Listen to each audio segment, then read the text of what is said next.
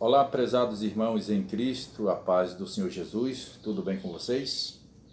Este é o seu canal Adonai e estamos falando sobre EBD e as lições desse último trimestre, né, que já vamos para a terceira lição. Aqui, o título é o Governo Divino em Mãos Humanas, né?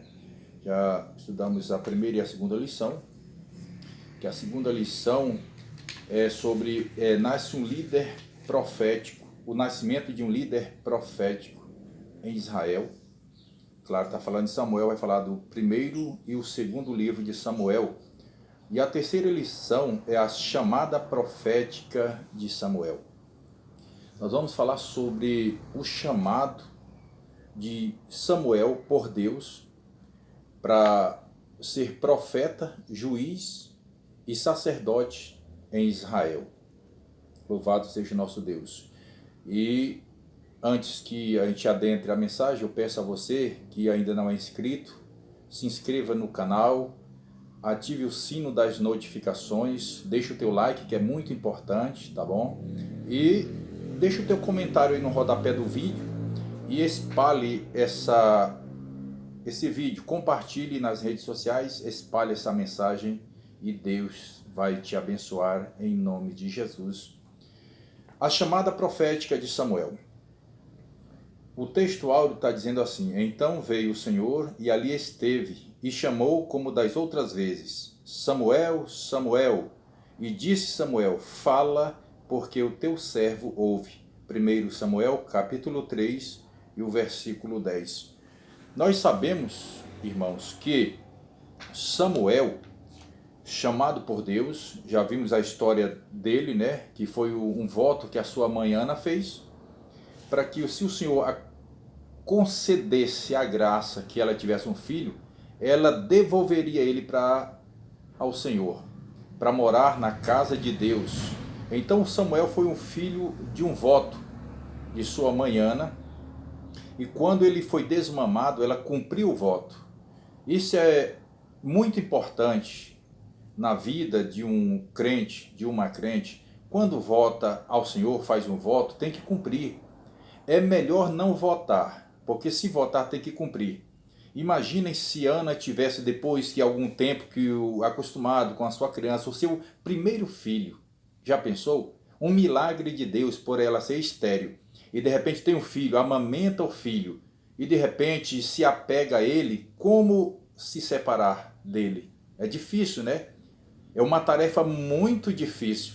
É uma decisão muito difícil a ser tomada. Mas, como Ana tinha feito um voto a Deus, e ela, sendo ela uma serva fiel, ela cumpriu o seu voto. Tenho certeza que foi com o coração partido, mas ela cumpriu o seu voto. Depois levou o menino para a casa do Senhor e deixou aos cuidados do sacerdote Eli, para que ali ele crescesse na casa de Deus, né? Sendo que Ana tinha os cuidados com o seu filho. De ano em ano ela ia, levava uma túnica para ele, né? Com certeza orientava, conversava com ele: e aí, meu filho, como que está indo? Você tem conhecido o Senhor? Você tem aprendido de Deus? Porque por mais que o sacerdote Eli, nós sabemos da história que ele não criou seus filhos na disciplina, não criou seus filhos na admoestação do Senhor, mas ele teve ali um cuidado de educar o Samuel concernente às coisas de Deus, que isso é de suma importância. Daqui a pouco nós vamos falar um pouquinho mais sobre como cuidar dos filhos na casa do Senhor, como educar, como inculcar na criança a palavra de Deus para o seu benefício, né? Para a sua futura, vamos dizer assim, no futuro, a sua vida, a sua vivência, aprendendo de Deus, para que não venha desviar dos seus caminhos, né? E ter assim uma vida que agrade ao Senhor. Aqui o primeiro ponto vai dizer assim: definindo o profeta em Israel. E nós vemos que sobre profeta, a primeira vez que se fala na Bíblia Sagrada é justamente referente ao sacerdote Eli, e que do capítulo 2, a partir do versículo 27, vai dizer que veio um homem de Deus ao sacerdote Eli. Deus envia um homem, quer dizer, um profeta. Profeta significa o quê? Porta-voz de Deus, né? Um enviado de Deus. Quando Deus usa alguém, porque um profeta, todo crente, ele é um profeta de Deus.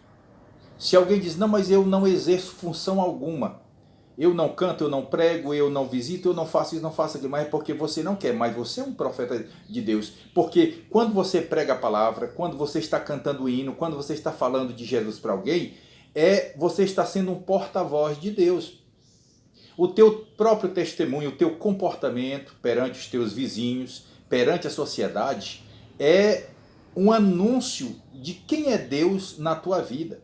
Para que muitas pessoas que vivem de forma errada, através do teu bom testemunho, o teu bom comportamento, já é Deus falando através da tua vida. Tem até uma história de um irmão, que ele tinha um vizinho que não era crente, e sempre ele convidava o vizinho, vizinho, vamos à igreja, vamos assistir um culto. Ele dizia, não, agora não, eu estou lendo um livro.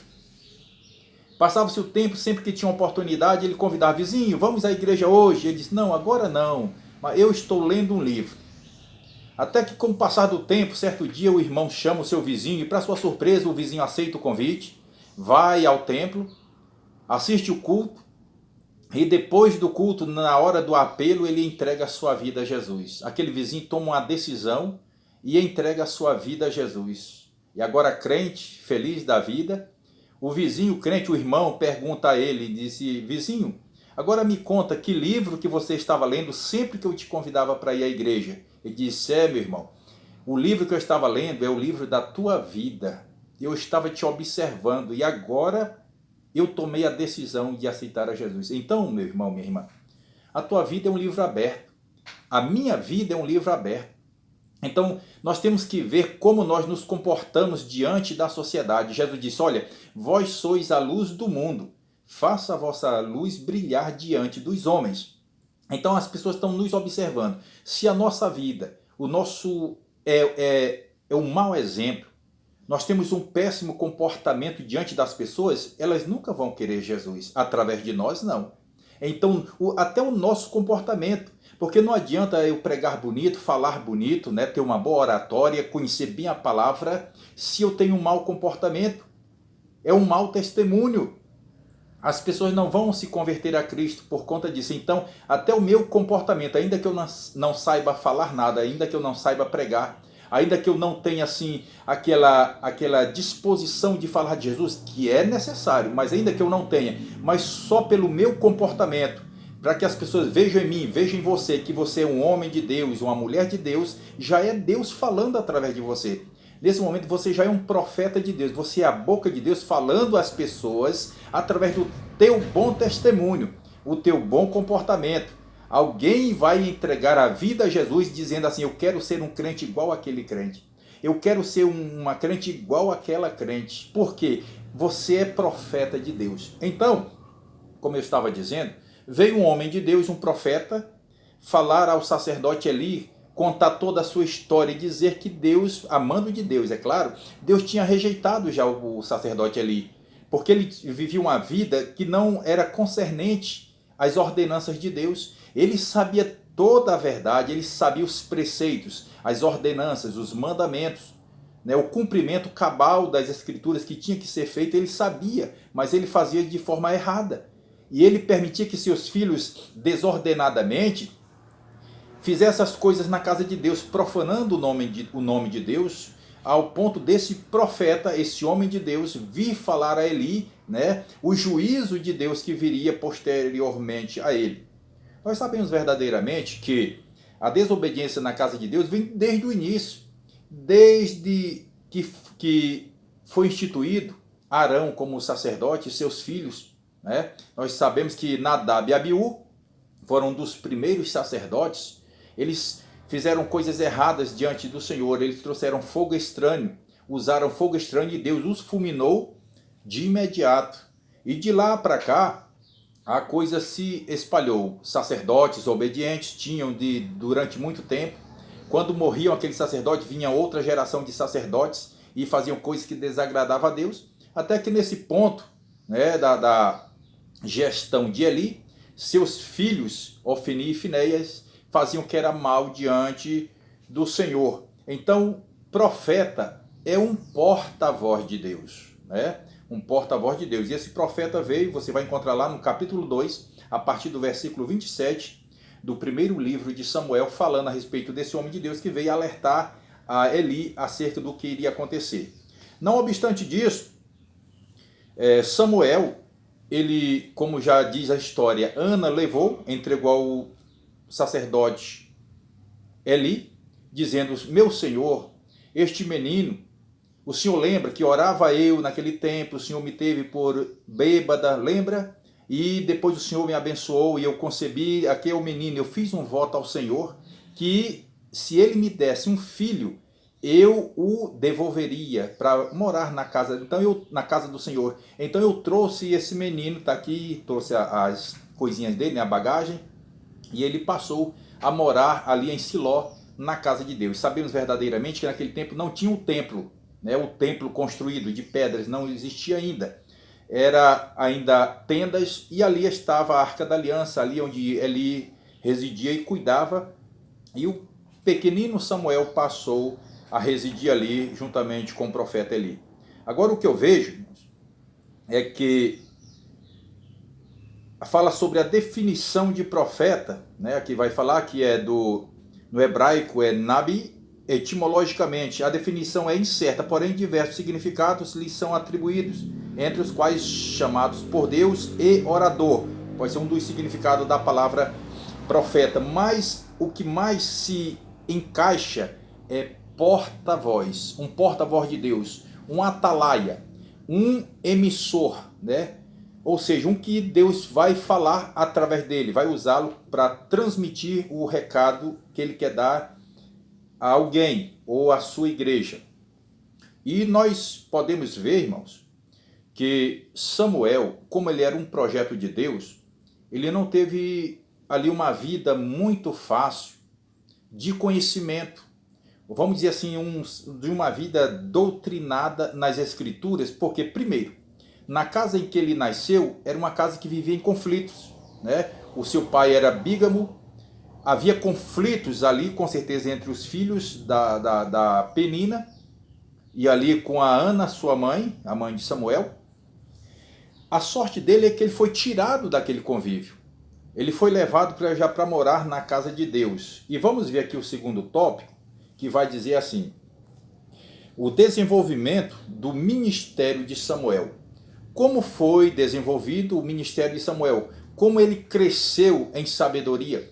Como ele cresceu, ele se desenvolveu em conhecimento das coisas de Deus? Como eu já disse, se ele não orientou seus filhos concernente às sagradas escrituras, concernente aos mandamentos de Deus, mas pelo menos o Samuel, primeiro porque estava sob a sua responsabilidade. Foi um voto que uma mulher fez. Então cabia ao sacerdote Eli cuidar do menino e educá-lo segundo os parâmetros bíblicos. Então veja o que aconteceu. O crescimento profético de Samuel. Para aproveitar aqui a lição da revista, vou ler aqui um trecho que diz assim: se os filhos do sacerdote Eli praticavam pecados abomináveis, o jovem Samuel crescia com integridade diante de Deus e do povo. Sempre houve em Ana, a sua mãe, um cuidado especial para que seu filho estivesse envolvido com a obra de Deus. Eu posso até imaginar, quando Ana, que ela ia de ano em ano levar ali uma túnica para Samuel, com certeza ela conversava: meu filho, e aí, que você tem aprendido do Senhor? Como está a sua vida? E Samuel com certeza contava para ela: não, minha mãe, o meu Senhor está me ensinando.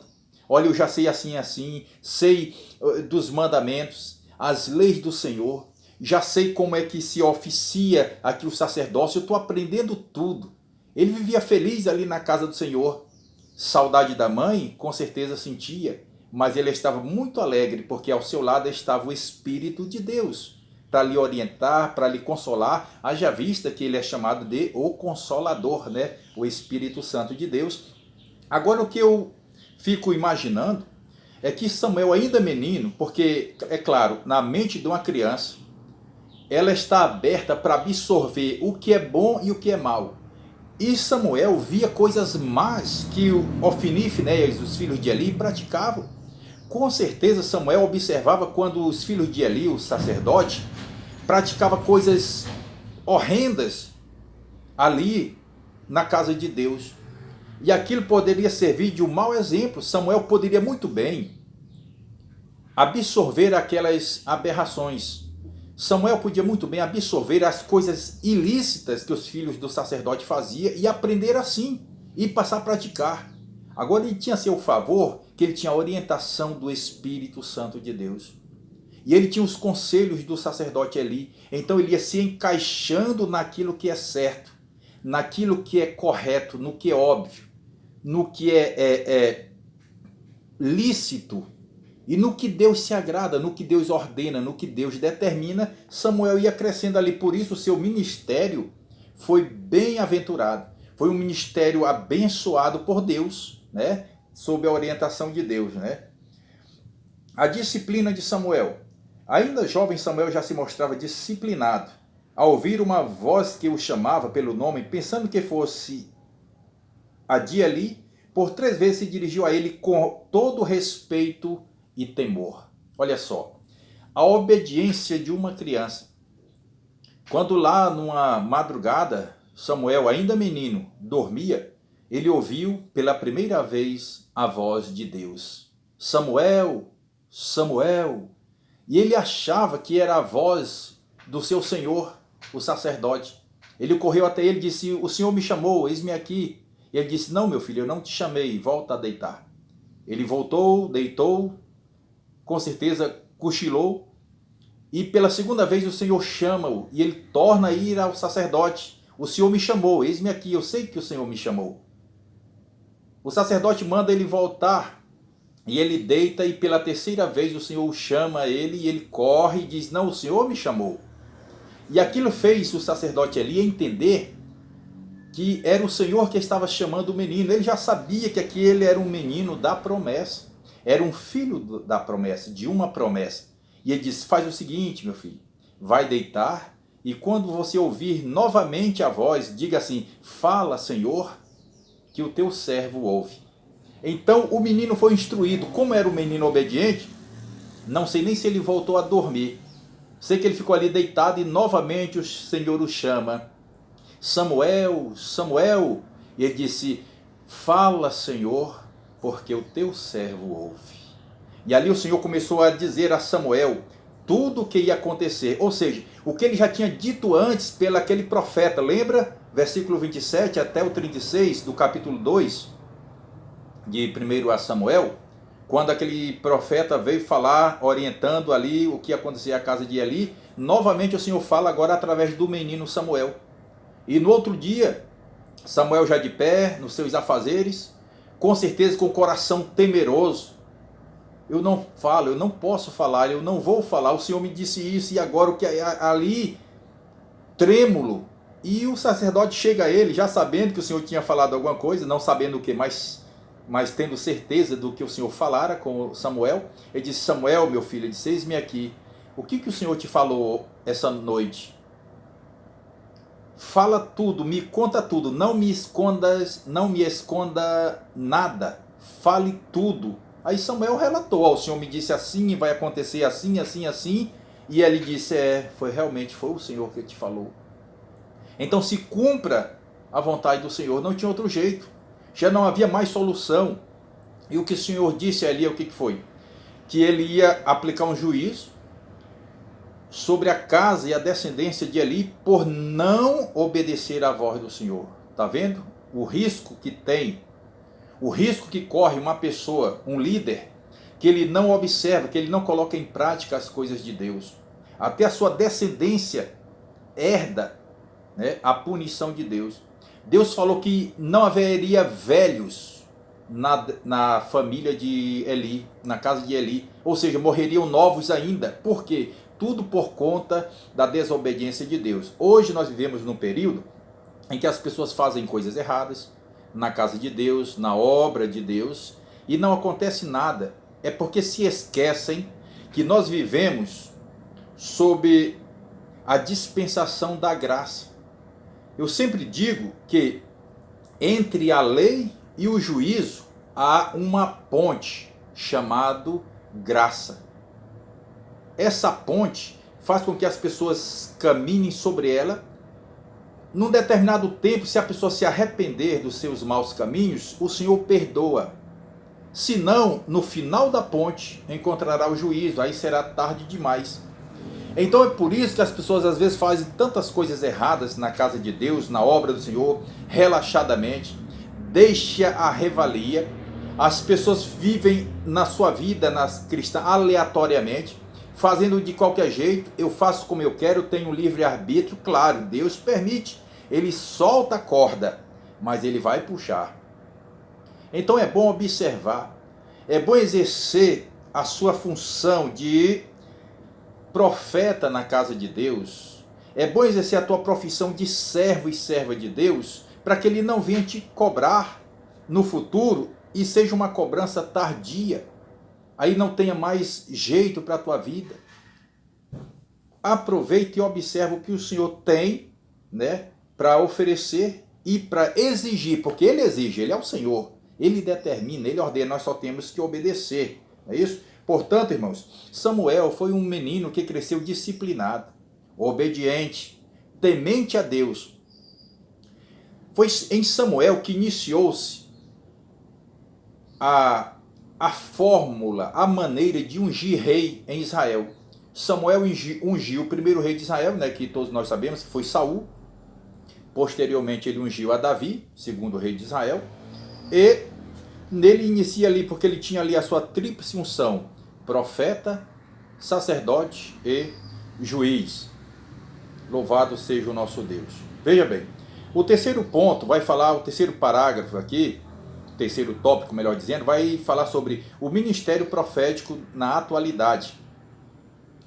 E o ministério de profeta no Novo Testamento. O emprego do termo profeta no Novo Testamento refere-se a determinados indivíduos chamados por Deus a fim de entregar revelações específicas à igreja.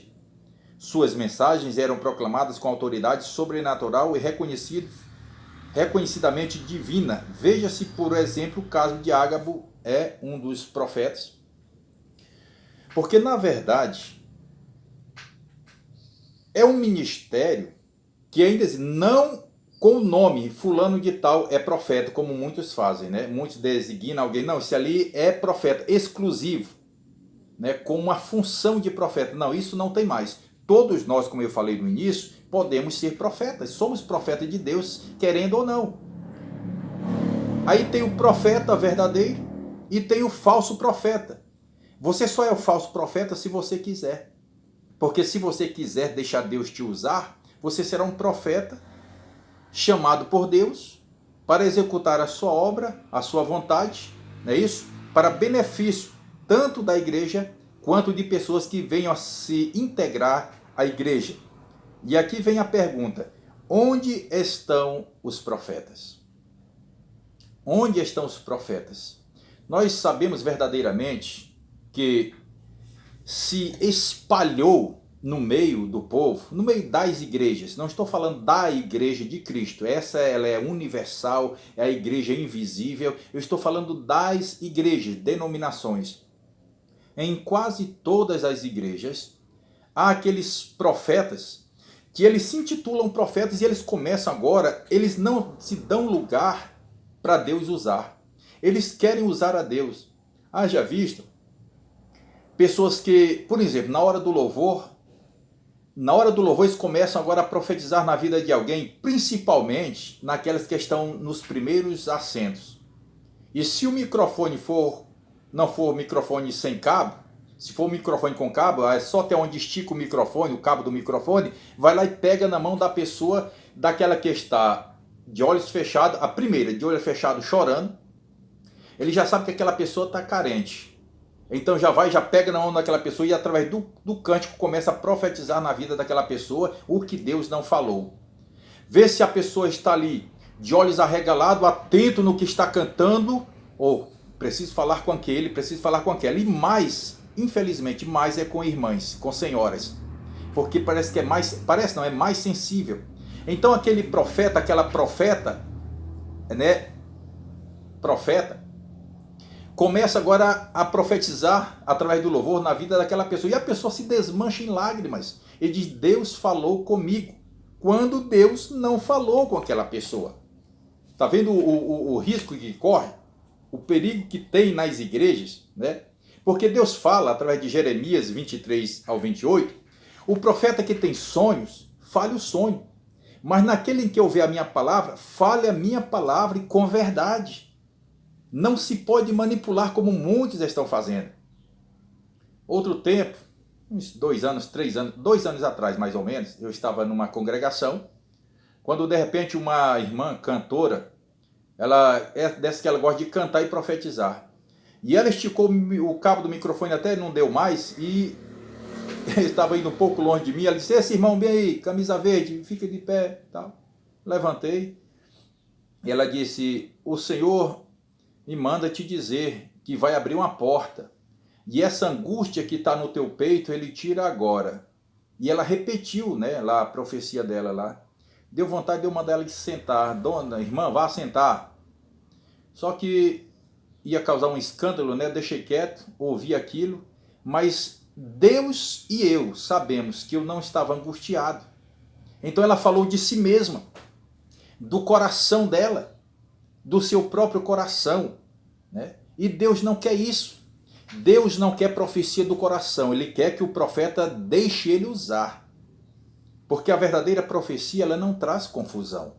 A verdadeira profecia, ela traz edificação. É a mesma coisa, a pessoa fala, vi também, é outro caso, de um moço, um profeta, já que estamos falando de profeta, um que se intitula profeta, na verdade, se intitula profeta. Ele chegou para a irmã e profetizou. Assim diz o Senhor. Não, o Senhor manda te dizer. Vai acontecer assim, assim, assim, assim. Vai ser assim, assim na tua vida, minha filha. Pai, que negócio é isso? Tem 2 formas do Senhor usar o profeta. Ou ele usa o profeta para ir levar o recado e diz, assim diz o Senhor manda dizer, assim diz o Senhor. Ou então ele usa a boca do profeta e fala diretamente com a pessoa. Lembra do caso do profeta Isaías, lá com o rei Ezequias? O rei Ezequias estava lá no seu leito, e o Senhor manda Isaías ir lá falar com ele. Diz, olha, o Senhor diz assim, põe a tua casa em ordem, porque tu morrerás, não viverás. Como o rei Ezequias estava com a sua vida certa diante de Deus, ele se vira para a parede e diz, Senhor, eu tenho andado em integridade na tua presença e tal. Começou a chorar. O profeta Isaías ele nem tinha saído do pátio, do palácio, quando o Senhor torna a dizer para ele, Isaías, vai lá, então diz para ele que eu vou dar mais 15 anos de vida. Então é assim, o Senhor mandou dizer, o Senhor mandou o profeta ir falar. Ele manda o profeta e dá o recado a alguém. Como ele também faz com que o profeta vá até a pessoa e Deus fala diretamente com a pessoa e diz assim, assim digo eu, meu filho, minha filha, ele usa esses termos. Agora, o Senhor manda te dizer, e ao mesmo tempo que o Senhor mandou dizer, a pessoa está dizendo assim, meu filho, minha filha, então quer dizer, ou mandou ou ele está falando. Só aí já dá para reconhecer que quem é que está falando, se é o homem ou se é Deus, porque há 3 tipos de profecia também. Tem a da carne, tem a do diabo e tem a profecia de Deus, né? Então nós temos que saber discernir quando é Deus que está falando, quando é a carne, quando é o inimigo, quando é o diabo. E muitas das vezes não é o diabo, mas na maioria é a carne. Na maioria é do coração do que se intitula profeta. O Senhor manda te dizer, assim diz o Senhor, e não sei o que, começa, é tipo uma brincadeira na casa de Deus, e as pessoas se envolvem com isso, as pessoas absorvem essas falsas profecias, e isso traz complicações. Quantos lares têm sido destruídos? Né? Quantas portas têm se fechado na vida de uma pessoa através de uma falsa profecia, porque a pessoa da crença não busca de Deus o discernimento, né? E se afunda nessas coisas. Então a pergunta é essa: onde estão os profetas? Onde estão os profetas? Voltando ao assunto do profeta Samuel, ele ainda menino, ele cuidava das coisas de Deus. Era o seu prazer estar observando a lei do Senhor. E meu irmão, minha irmã, pastores, homens de Deus, obreiros do Senhor, o teu filho tem recebido o chamado de Deus? O teu filho tem observado, tem reconhecido quando é a voz de Deus falando? Como que você tem orientado o teu filho? Será que você tem dito assim: meu filho, minha filha, ouça a voz do Senhor? Quando o Senhor te chamar, diga: fala, Senhor, que o teu servo ouve, a tua serva ouve. Você tem aplicado as escrituras sagradas no teu filho ou você só tem levado ele para a igreja?